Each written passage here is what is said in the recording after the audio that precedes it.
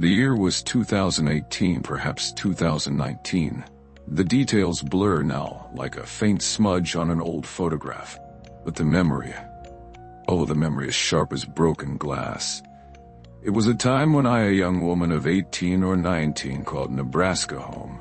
The city I lived in was the largest in the state, yet it felt small, suffocating.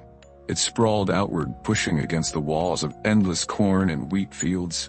And at the fringes of this uneasy coexistence between civilization and wilderness, strange things waited. My friend's house was a haven, an escape from the monotony of small-town life. Perched at the edge of the city, it stood like a sentinel. It was enormous, a palace for the well-to-do who sought refuge from the city's growth. We'd spend countless nights there, drinking, laughing, living. Yet even in our revelry, the darkness outside the house felt alive. It pressed against the windows, thick and oppressive, a silent reminder that we were never truly alone. The road to his house was a scar carved through dense woods, its curves sharp, its path poorly lit. By day it was merely eerie. By night it transformed into something else, entirely a corridor of shadows, bordered by the whispers of trees and the watchful gaze of the cemetery that stretched along its length. I always felt it, a weight in the pit of my stomach, an instinct that urged me to drive faster through the gloom. But nothing could have prepared me for that night. It was spring, and the air was warm and inviting. I rolled down my car windows as I drove, letting the cool breeze tangle in my hair.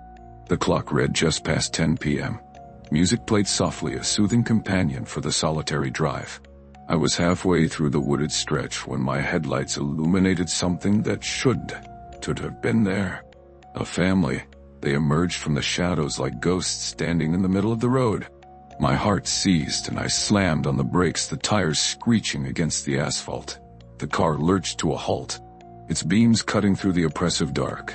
There they stood, a woman tall and thin, a man nondescript in stature, a child, their small frame dwarfed by the night, and a stroller that appeared empty.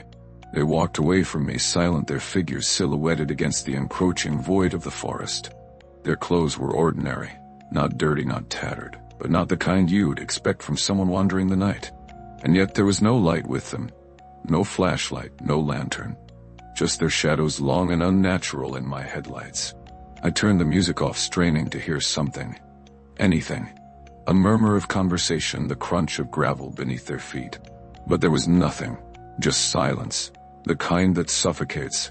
I waited, expecting them to notice me, to move aside, but they didn't. They walked on, slow and deliberate, as though I wasn't there. A chill crawled up my spine, prickling my skin.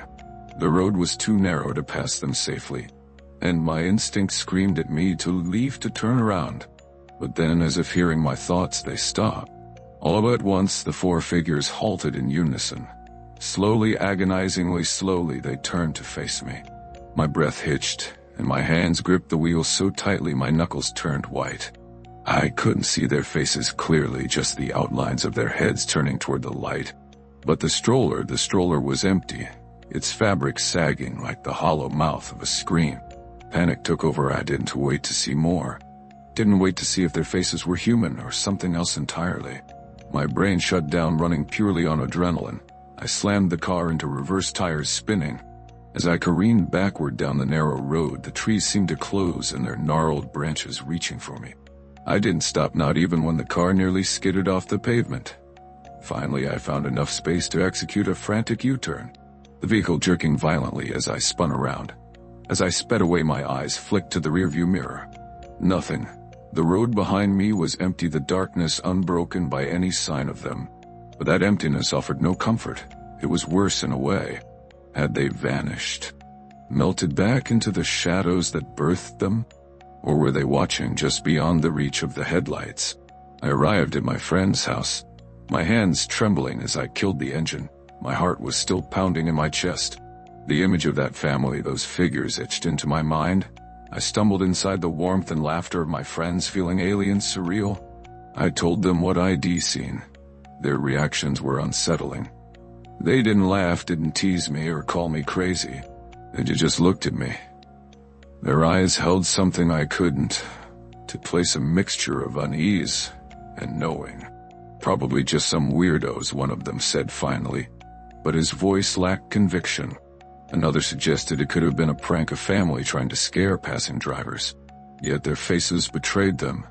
They didn't believe their own words any more than I did. That road became a scar in my memory, a place I avoided whenever possible. But the questions remained. Who or what were they?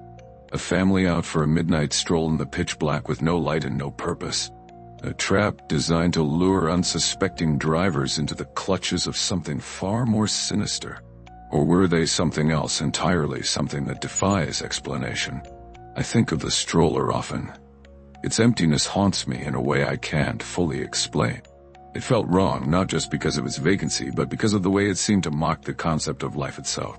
To this day I don't drive that road at night. I avoid the woods, the cemeteries, the places where the veil between our world and the other seems thin. Because somewhere out there in the dark I know they're reading. And they will wait forever.